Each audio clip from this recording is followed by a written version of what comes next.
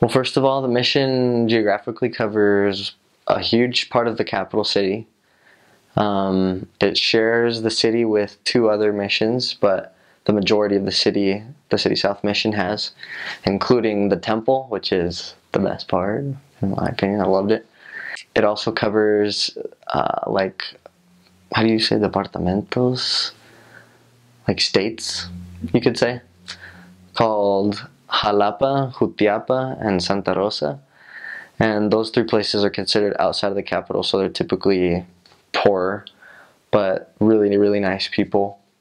The church, in our mission, there's only currently 2 districts, meaning that everything else is stakes. Like, let me see, there's a lot of stakes. There's Guatemala, Mariscal, Nimahuyu, Utatlan, Milagro, Montserrat, Florida. I think there's 8 stakes in the mission, and 2 districts. No, there's more because there's Jalapa. Yeah, I think there's 8 or 9 stakes in the mission. The church is very established there. The temple, I had it really close to me in most of my areas, honestly. And that is a huge source of strength, obviously, for the members to be able to teach it to investigators, take investigators there when we would take converts to do temple baptisms and things like that. The people typically there are either Catholic or evangelical Christians. Those are like the 2 main groups of religious people there. And then behind that, there's a lot of Mormons, and there's a lot of Jehovah's Witnesses. And the church has been growing in Guatemala steadily ever since it got there. It's only been in Guatemala since 1945-ish. And it's just kind of grown really fast. There's already 2 temples there. There's 6 missions.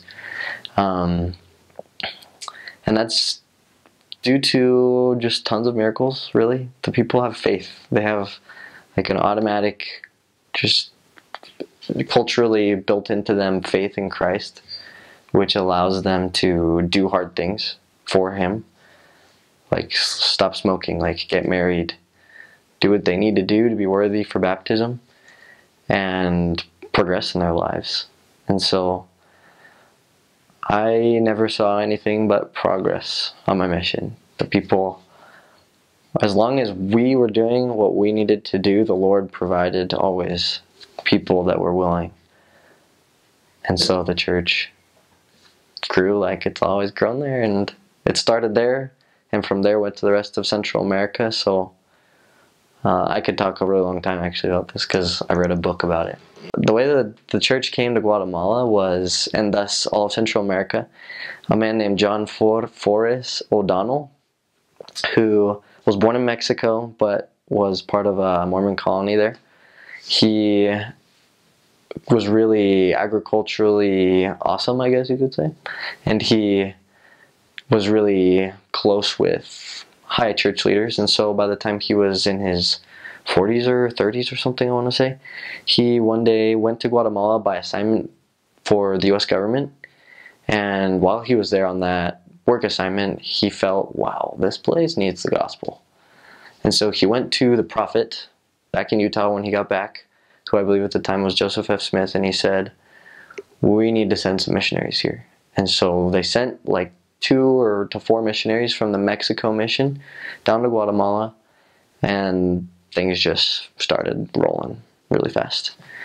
And that was in like 1945 that the first missionaries got there. And now, well, like I said, there's 6 missions, 2 temples, tons of stakes, lots of growth in the church. The people are converted, and so they stay when they get baptized. Simple enough. My areas were, my first one was called Piedra Parada, which is southeast of the capital city, really close to the temple as well. Then I went to a place called Nueva Santa Rosa. The first area is like a little town, like a village you would almost call it. And my second area was like a step up from a village. It would be like a town with tons of villages around it. and that was in a place called Santa Rosa, what I mentioned, the outside state. After that, I went to a place called Villas del Milagro, and that is more part of the capital, but it's way out of the way also. You have to drive like down this really skinny road that is on top of like basically what you would call a ridge with canyons on both sides. And then once you get to the end of this ridge, it kind of flattens out, and then there's just a large development of thousands of literally the exact same house. So everybody lives in houses that are really tiny. So you would walk into one person's house and teach them, and then you walk into another person's house and it's like the same house, and you teach them again. So it was fun. Then my fourth area was a place called Monteverde, which is like the most urban area I had. And all my other areas I was really close to nature. Lots of dirt roads, lots of mountains or canyons or rivers. But this area was more city, and I loved it. Not a tree around hardly. No grass. It was all just cement. I loved all of my areas. That one was the smallest by far geographically, but the people would live like closer together. So you'd have a big house basically, and it looks like it's just a normal house, but on the inside everything's divided into like tons of apartments. So we could spend hours teaching in just one house, teaching from apartment to apartment, family to family. And then my last area was called Santa Catarina Pinula. I had 5 areas total, and I loved it there. I saw the most success on my mission there. It was wonderful, wonderful, wonderful. The Lord's been doing big things there. If anybody's been watching the news recently, there was a really big landslide in Guatemala that so far the death toll is like 500. It was really big, and that was part of my last area. And so I would love to go visit the people there and see them. I'm 100% positive I knew a lot of the people that have died, and I knew one of them. One of them was a convert who passed away, or died really, in that accident.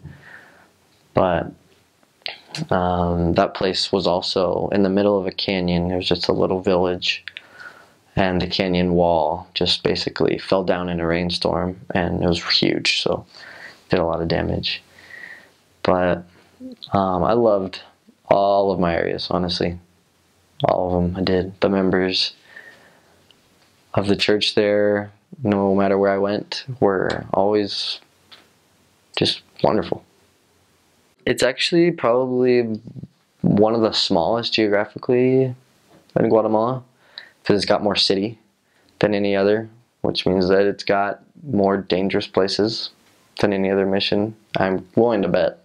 I haven't really asked around, but yeah, there's a lot of dangerous places in the mission where normal people, when they would be like, "You guys live there?" we'd be like, "Yeah, it's fine," because normal people would be like, I'd never want to go there. That's where the gangsters live, and that's where the drug lords live, and typical stuff. But I've never felt in danger myself being in some of those areas, including the last one that I was talking to you about. A lot of violence happens, honestly. It does. It's not exactly a peaceful country. There's got a lot of violence, and that's not something necessarily that I ever looked for or hoped for, because you feel you don't want anything to happen to the people you love and are working with. But I would say that is something that was probably unique. You kind of saw more stuff happen in that regard.